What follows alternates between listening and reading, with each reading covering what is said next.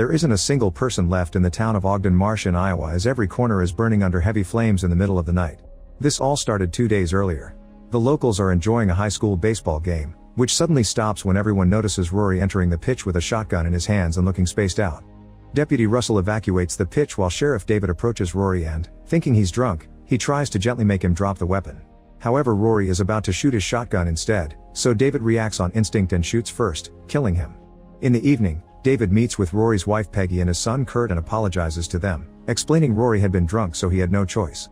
However, Peggy doesn't believe him and slaps him, saying that Rory had been clean for years. The guilt doesn't let David sleep, but his pregnant wife Judy tells him he did the right thing. The next day, David gets a call from the lab and is surprised to learn that there was no alcohol in Rory's blood tests, which were done twice. Confused and upset, David visits the pitch and finds school principal Ben sitting and staring at nothing, kinda looking like Rory. David has to call his name a couple of times to snap him out of it and chit-chat a bit. Meanwhile in hospital, Deirdre brings her husband Bill to see Dr. Judy. Bill swears he's just tired and it's nothing serious. He also looks a bit spaced out. When Judy asks him a different question, he just repeats the same answer. In the evening, Deirdre hears a noise in the garage and rushes to check it out, finding the tractor machine on but no Bill in sight. After turning it off, Deirdre hears her son screaming, so she runs back to the house to look for him. She worries when she sees his room empty, but the child finds her and tells her to be silent. They move to hide in the wardrobe as the kid mentions that Bill has a knife. At that moment they hear Bill taking the stairs, so they try to be quiet, but unfortunately Bill finds them anyway and immediately locks the door. Ignoring his family's desperate yelling, Bill proceeds to pour gasoline all over the house and sets it on fire. By the time the cops and the firemen make it to the house, it's too late. Deirdre and the kid are dead. Apparently Bill was just mowing the lawn while his house burned, and when a furious Judy yells at him for what he did, Bill just whistles. Later he's taken to the police station to wait for his transfer and he just stands there in his cell, staring at nothing. Outside of town, 3 hunters are going down the bog when they're surprised to find a parachute stuck in some trees. When they pull the end out of the water, they yell as they discover the body of an army pilot. Soon the police come to check it out and Russell remembers hearing a rumor of a plane crashing in the bog, which at the time sounded like a big lie because that's too big to go unnoticed. David and Russell decide to take a boat to the bog and are shocked to discover there's a plane underwater.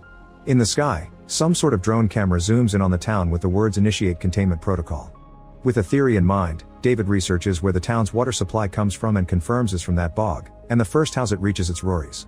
An army plane crashing into a river without coverage from the news is very suspicious, so David thinks the plane is contaminating the water and making people sick. He and Russell visit the mayor to ask him to shut down the water supply, but the mayor refuses because shutting the water down will kill the crops and bankrupt their whole town.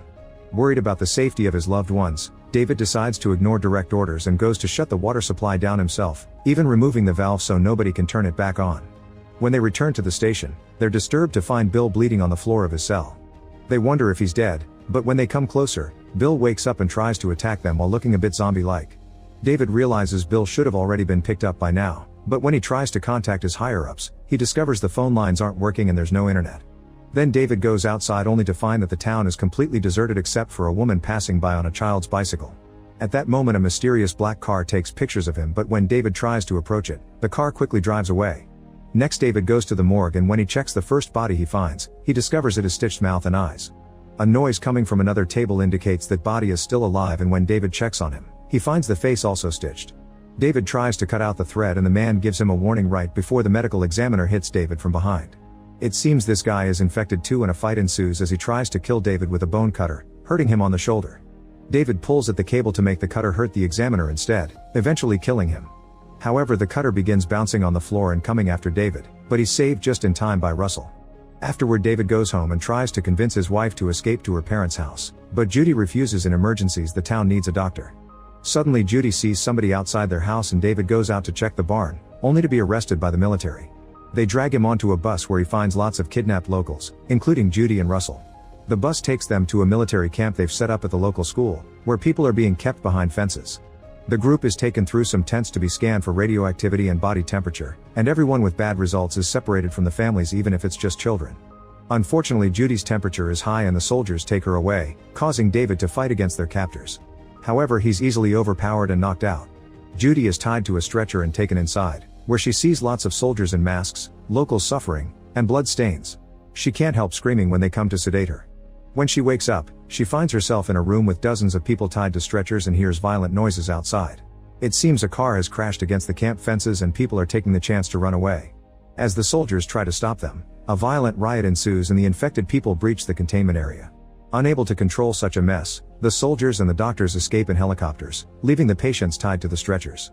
Meanwhile, David wakes up inside a truck that has taken him to another camp, where everyone's given a bracelet that marks them as not infected. Apparently all the healthy people will be transferred away, but David refuses to leave without Judy. A neighbor tells him the town has been closed off and that the roadblocks on every highway have shot down entire families that tried to escape, but David calls him a coward. Moments later, David makes it back to the police station and finds Bill dead on the floor. He finds his gun and points it when he hears a noise, but it's just Russell. Both of them immediately hide when they hear the black car drive by outside, and David explains Judy only has a fever because she's pregnant, so Russell accepts to help him rescue him. Back to Judy, she realizes her friend Becca is on a stretcher near her. Their conversation is suddenly interrupted by a weird noise and a shadow moves around to reveal Ben, who is covered in blood and carrying a farming fork. Clearly infected, he starts moving around the room and killing patients with the fork without mercy. Eventually he approaches Becca, but before he can stab her, Judy screams to distract him. Then Ben makes his way towards her and raises the fork, only to get shot by David and Russell. The guys rescue Judy and Becca and go outside, where they find a complete massacre as a consequence of the riot. Then the group begins crossing the town, finding everything destroyed and in flames. They also see a crazy person punching a car, but luckily they aren't noticed. As they look for a working car, they suddenly hear a noise and hide behind a truck. It turns out the hunters are chasing people and shooting them before throwing the bodies in the back of their truck. Luckily they soon drive away and the group can keep going. Eventually they walk near the house belonging to Becca's boyfriend, so she rushes to look for him. Scotty receives them with his weapon out, but when David aims his own gun at him, Scotty apologizes and says he only wanted to be sure. He explains his mother is also okay and she's gathering supplies, but they're interrupted when they see people come closer. The group hides in the barn and watches how a bunch of soldiers surround the house and drag the old lady out to run the test on her. Scotty can't stand it and, ignoring David's warnings, he runs out to rescue his mother, only for the soldiers to shoot them both and use a flamethrower to set the bodies on fire. The soldiers are given orders to sweep the area and one of them enters the barn, but David and Russell quickly capture him and take him to the back under threat. The very young soldier explains he doesn't know the details either. The squadron was just flown over under orders. He didn't sign up for the army to shoot civilians and swears that if they let him go, he won't tell anyone about them. David gives him a chance still under threat and the soldier goes outside, telling the others there's nobody here so they should go. The next morning, the group makes it to David's house. While Russell works on repairing an old car, the others gather supplies, and Judy decides to stop by the nursery to say goodbye, not noticing an infected Peggy behind her. Downstairs, David hears a noise and rushes to the nursery, only to find Judy tied to a chair.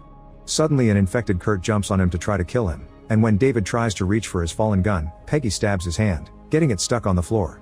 Then she grabs the gun and aims it at Judy, so to distract her, David reminds her he was the one who killed her husband. Peggy turns the gun toward him, but David quickly disarms her and manages to free his hand to push Kurt away and stab Peggy, killing her. Then Kurt grabs the gun and almost kills David, but Russell kills him first by shooting through the window. Afterward, David frees Judy while Russell comes in to shoot the bodies a few extra times just in case. This leaves Judy disturbed and she worries he may be infected too, but David points out they owe him their lives. The group leaves in the car and after driving for a while, Becca starts coughing. Russell thinks she may be infected and soon everyone is arguing with each other. At that moment they notice a helicopter flying by, so to avoid being seen, David turns the car and hides inside a car wash. While they wait for the helicopter to leave, Becca sees someone outside, and suddenly the platform begins moving as the washing machine is turned on. David tries to drive them out, but the car is being held by the platform. Soon a bunch of infected employees surround the vehicle and attack the group, breaking the windows to be able to reach inside. As David fights against one of them, another reaches for Becca, so she smashes his head against the car and kicks him off.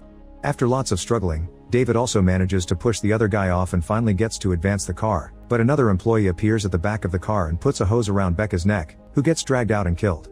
David stops the car, and while he and Russell kill the crazy guys, Judy runs to Becca, but it's too late. To make matters worse, the helicopter flies by and blows up their car. Afterward the remaining trio starts walking down the road and eventually finds Russell's truck, which was damaged by spikes. At that moment they see the mysterious black car approaching and David decides they should steal it, but Russell gets unnecessarily aggressive and throws the spikes on the road, causing the car to flip and crash. An agent crawls out of the car and Russell tries to shoot him, but David stops him and demands an explanation.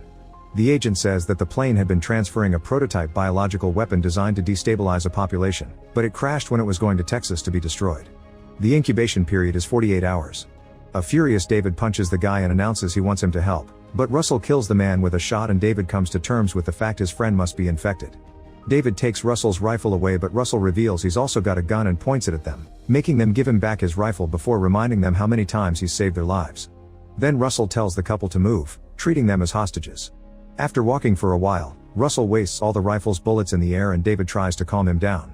When Russell lowers the gun, David punches him and takes the weapon, and as he looks at the sky, Russell finally admits he's not well. He asks to walk with them a little longer just to have their company during his last moments. Sometime later, the group finds the road to the highway blocked by the military. Russell says he can buy them some time, so David gives him the gun and Russell runs toward the soldiers to distract them. He tries using his gun, but the soldiers shoot him down first. This is still enough time for David and Judy to sneak around and cross the town border. Eventually they make it to a truck stop where they're disturbed to find 3 loaded trucks that were supposed to evacuate the healthy people, however they're all dead. The bullet shells indicate this was the government's plan all along. Fortunately there's also a regular truck next available, so David starts gathering supplies for their escape. At that moment he finds an army radio and hears a communication saying something big will happen in 10 minutes. When he goes to the garage, he finds the hunter's truck with the bodies, meaning they must be around. Suddenly the power goes off in the building.